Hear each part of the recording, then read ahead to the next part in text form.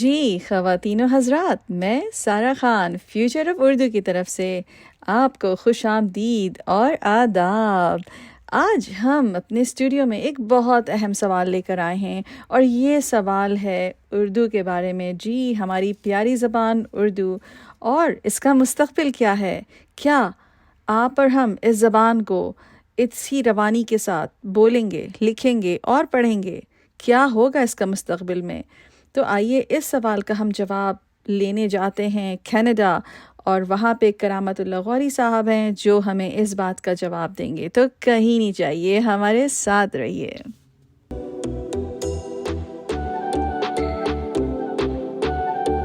سارا be be, جہاں تک میں آپ کے سوال کو سمجھ سکا ہوں تو آپ کو تشویش یہ ہے کہ ہماری زبان کا اس خطے میں، شمالی امریکہ میں، بلکہ میں یہ کہوں گا کہ پوری مغربی دنیا میں مستقبل کیا ہے۔ دیکھیے، ہماری زبان خاص طور پہ ایک پوری تہذیب کی حامل ہے۔ اس کا بہت بڑا تاریخی ثقافتی ورثہ ہے جو نسل بعد نسل منتقل ہوتا رہا ہے۔ تو وہ نسل جو ہجرت کرتی ہے، اور جو نسل پاکستانیوں کی ہجرت کر کے یہاں شمالی امریکہ میں یا مغربی یورپ میں آباد ہوئی ہے، اس کی ذمہ داری صرف یہی نہیں ہے کہ وہ اپنی زبان کو اپنی نسل تک زندہ رکھے، بلکہ اس سے بڑی ذمہ داری اس پر یہ عائد ہوتی ہے کہ وہ اپنی زبان اور اس سے منسلک معاشرت اور ثقافت کو، اس پوری تہذیب کو جو اردو زبان سے منسلک ہے، اسے نئی نسل تک، اپنے بچوں تک منتقل کریں۔ اور یہ ذمہ داری وہ ہے جس کا عام طور پہ میرا مشاہدہ یہ ہے، میرا تجربہ یہ بتاتا ہے مجھے کہ وہ لوگ جو ہمارے ہم وطن جو ہجرت کر کے یہاں آباد ہوتے ہیں، وہ اس ذمہ داری کی طرف سے لاپرواہی برتتے ہیں۔ اس کا نتیجہ یہ ہے کہ ہم دیکھتے ہیں کہ نئی نسل نہ صرف اردو زبان نہیں بولتی، اور اگر بولتی بھی ہے تو بہت کم بولتی ہے، ورنہ آپس میں اس کا جو اظہار کا رابطہ ہے وہ انگریزی زبان میں ہوتا ہے۔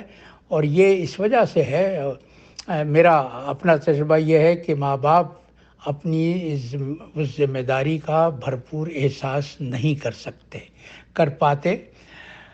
میں جب یہاں آیا ہوں 2000 میں کینیڈا آ کے آباد ہوا، تو اس کے بعد میں نے یہ محسوس کیا کہ نوجوان نسل جب آپس میں ایک دوسرے سے گفتگو کرتی ہے تو انگریزی کو وسیلہ اظہار بناتی ہے اور اردو کا استعمال کم سے کم تر کرتی ہے۔ تو میں نے یہ جاننے کی کوشش کی کہ اس کی وجہ کیا ہے، اس کی کن وجوہات کی بنا پر یہ ہو رہا ہے۔ اتفاق یہ ہوا کہ کینیڈا کی سب سے بڑی ٹیلی ویژن چینل راجرز ٹیلی ویژن نے میرے اس منصوبے سے اتفاق کیا کہ میں پورے کینیڈا میں پھر کے یہ دیکھوں، یہ معلوم کرنے کی کوشش کروں کہ اردو سے ناآشنائی اور دوری کی وجوہات کیا ہیں۔ تو انہوں نے مجھے کمیشن کیا تھا، اور میں نے پھر اس وسیلے سے فائدہ اٹھاتے ہوئے پورے کینیڈا کا دورہ کیا، مشرق سے مغرب تک۔ میں ہر بڑے شہر میں گیا، اور وہاں میں نے پاکستانیوں کے اجتماعات سے بھی ملاقات کی، پاکستانیوں سے انفرادی طور پہ بھی ملاقات کی، اور خاص طور پہ نئی نسل کے نوجوان لڑکے اور لڑکیوں سے میں نے یہ معلوم کرنا چاہا کہ وہ کیوں اردو سے دور ہو رہے تھے۔ تو مجھے جواب یہ ملا، زیادہ تر یہی جواب ملا کہ ان نوجوانوں کے والدین نے ان کی حوصلہ افزائی نہیں کی، ان کی ہمت افزائی نہیں کی کہ وہ اردو میں دسترس حاصل کریں، اور اس سے منسلک جو ہمارا ثقافتی ورثہ ہے اس کو اپنائیں۔ تو یہ وہ ذمہ داری ہے جس سے ہمارے لوگ وہ جو ہجرت کر کے آتے ہیں وہ کما حقہ طور پہ عہدہ برا نہیں ہو رہے. ٹھیک ہے، ہجرت کا عمل زیادہ تر اس لیے ہوتا ہے کہ اپنے معاشی حالات کو بہتر بنایا جائے اور نئی نسل کے مستقبل کو زیادہ محفوظ بنایا جائے. یہ بالکل درست ہے، بالکل جائز ہے کہ وہ لوگ جو ہجرت کر کے آتے ہیں ان کی پہلی توجہ کا مرکز معاشی طور پر خود کفیل ہونا ہوتا ہے، معاشی طور پر اپنے پاؤں پہ کھڑا ہونا ہوتا ہے. لیکن اس عمل میں یہ نہیں ہونا چاہیے کہ ہم اپنی تہذیب سے، اپنی زبان سے بالکل ہی دور ہو جائیں، بہرہ ور نہ رہیں. تو یہ ماں باپ کی بڑی ذمہ داری ہے کہ وہ اپنے بچوں کے ساتھ ایک تو اردو زبان میں گفتگو کریں. یہ بڑی بدقسمتی سمجھتا ہوں میں ان بچوں کی جو اپنے والدین سے اپنی مادری زبان نہیں سیکھ پاتے. دیکھیے، مادری زبان کہتے کس کو ہے؟ مادری زبان وہی ہوتی ہے نا جو بچہ اپنی ماں سے سیکھتا ہے. تو اگر ماں ہی بچوں سے اردو کے بجائے انگریزی میں گفتگو کرے گی تو ان بچوں کو اردو پھر کہاں سے آئے گی؟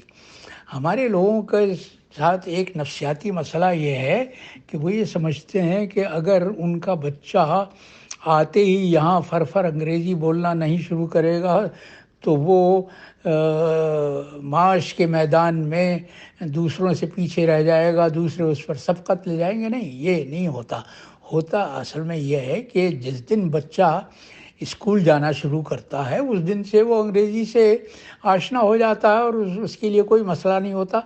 مسئلہ تو اصل میں والدین کا ہے کہ وہ اپنی انگریزی بچوں پر کے ساتھ گفتگو انگریزی میں کر کے ان پر اپنا ہاتھ صاف کرتے ہیں. یہ غلط ہے، یہ رویہ بالکل غلط ہے. تو ماں باپ کی ذمہ داری یہ ہے کہ وہ اپنے بچوں سے نہ صرف اردو میں گفتگو کریں بلکہ ان کو اردو ادب اور اردو ثقافت کی طرف بھی مائل کریں. میں نے یہ دیکھا ہے، میں شاعر ہوں، ظاہر ہے کہ میں مشاعروں میں جاتا ہوں تو وہاں میں یہ دیکھتا ہوں کہ نئی نسل کی نمائندگی نہ ہونے کے برابر ہوتی ہے. تو یہ ثبوت ہے اس بات کا، اس تلخ حقیقت کا کہ ہماری نوجوان نسل کو نہ صرف اردو زبان سے دور رکھا جا رہا ہے بلکہ اردو کی جو جڑوں میں جو بیٹھی ہوئی ثقافت ہے، جو تہذیب ہے، اور وہ ایسی تہذیب ہے جس پر ہم بلا شبہ فخر کر سکتے ہیں، وہ اس سے آشنا نہیں ہو رہے. اور اس کا اثر یہ ہوگا کہ بولی کی حد تک تو اردو زندہ رہے گی جب تک مہاجرین یہاں پہ ہجرت کر کے آتے رہیں گے، جب تک نئے امریکن یا نئے کینیڈین آ کے یہاں بستے رہیں گے تو بولی کی حد تک تو اردو زبان کا مستقبل بہت محفوظ ہے، اس کو کوئی خطرہ نہیں ہے. ہاں، خطرہ اصل میں ہے تو اس ثقافت کو جو اردو کا لازمی جزو ہے، جو ہماری زبان کا حسن ہے. وہ تہذیب اگر ختم ہو گئی ہماری نئی نسل میں تو وہ بہت بڑا نقصان ہوگا، اور اس تہذیب کو ختم نہ ہونے دینے کی ذمہ داری ان لوگوں پر عائد ہوتی ہے جو آج والدین ہیں اور جن کے سائے میں نوجوان نسل جوان ہو رہی ہے، تربیت پا رہی ہے، بڑی ہو رہی ہے. تو یہ ذمہ داری وہ ہے جس سے چشم پوشی میں سمجھتا ہوں کہ اپنی روایات سے بغاوت کے مترادف ہے. یہ نہیں ہونا چاہیے. تو میری یہ دعا ہے کہ وہ لوگ جو اس پروگرام کو سن رہے ہیں وہ اپنی ذمہ داری کا بھرپور احساس کریں گے اور یہ عہد کریں گے کہ وہ اپنے بچوں کے ساتھ نہ صرف گھر میں اردو میں گفتگو کریں گے بلکہ ان کو یہ ترغیب دلائیں گے، دانستہ طور پر اس طرف مائل کریں گے کہ وہ اردو ادب سے بھی آشنائی حاصل کرے. مشاعرے ہمارے تہذیب کا ایک بڑا حصہ ہیں، تاریخی حصہ ہیں. تو میں سمجھتا ہوں کہ ماں باپ کی ذمہ داری ہے کہ وہ جب اب مشاعروں میں جائیں، اول تو زیادہ تر لوگ خود ہی مشاعروں میں نہیں جاتے، اور جو ادبی محافل ہوتی ہیں ان میں بھی شرکت گنے چنے لوگوں کی ہوتی ہے، وہ جو ادب سے اب تک وابستہ ہیں. تو یہ ماں باپ کی ذمہ داری ہے کہ وہ خود بھی ان ادبی تقریبات میں حصہ لیں اور اپنے بچوں کو بھی اس طرف مائل کریں کہ وہ بھی ان کے ساتھ شریک ہوں.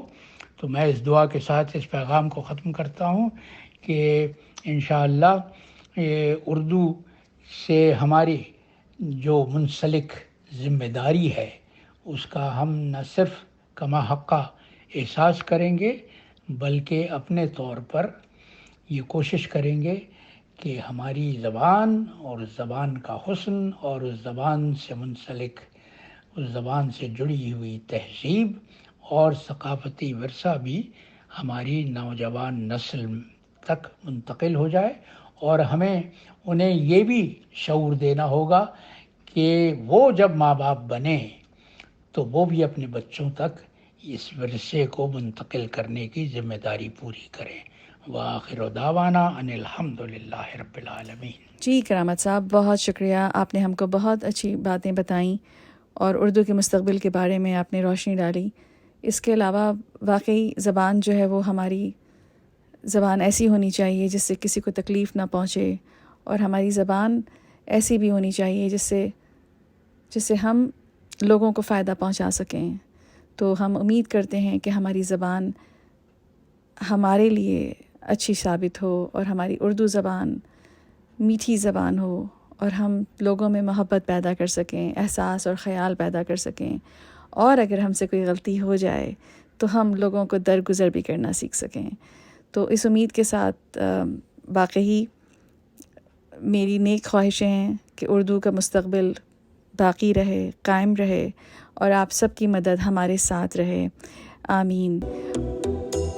جی سامعین، تو ہم کو شکاگو سے سیدن رضوی صاحب نے اردو زبان ہماری پہ ایک اپنے خوبصورت سے احساسات لکھ کے بھیجے ہیں، اور یہ مجھے نظم اتنی اچھی لگی کہ میرا دل چاہ رہا ہے کہ میں اس کو گا کے سناؤں. تو یہ نظم کچھ اس طرح سے ہے. اردو زبان ہماری ہے ہم کو جاں سے پیاری، پہچان ہے ہماری یہ شان ہے ہماری، تہذیب اور تمدن سکھلائیں گے اسی سے، علم و ہنر جہاں میں پھیلائیں گے اسی سے، کرنا ہے سب کو مل کر اب اس کی آبیاری، ہم پاسباں ہیں اس کے یہ پاسباں ہماری، بچوں کو پڑھنا لکھنا سکھلائیں گے اسی سے، سارے جہاں میں اس سے ایک دھوم ہے ہماری، اردو زبان ہماری ہے ہم کو جاں سے پیاری، پہچان ہے ہماری یہ شان ہے ہماری. تو امید ہے آپ کو یہ پسند آئی ہوگی اور آپ اردو سے تعلق برقرار رکھیں گے. ہمیں اس خوبصورت نظم کے ساتھ اجازت دیجیے، پھر کسی اگلے اچھے سے سوال کے ساتھ آپ کے ساتھ پھر حاضر ہوں گے. خدا حافظ.